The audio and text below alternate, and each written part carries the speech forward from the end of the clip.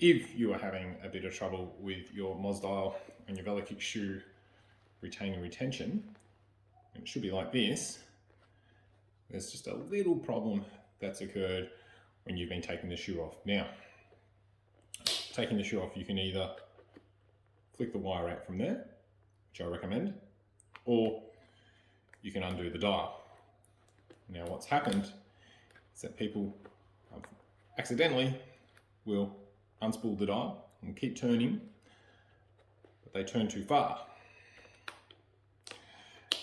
And what they end up doing is respooling the shoe.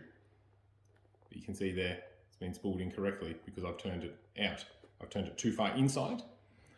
The dials actually tighten on either shoe. You turn them to the outside, not to the inside. The inside can tighten them, but that is incorrect because when you put them on, that'll happen.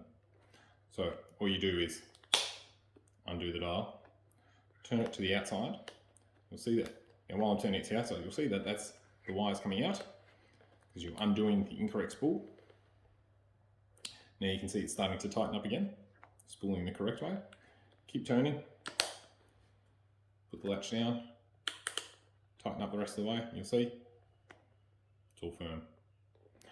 So what you're finding, if your dial is letting go under tension, 9 times out of 10, 99 times out of 100, it won't be a problem with the dial, it'll just be a problem with how you've spooled it. But it's an easy fix.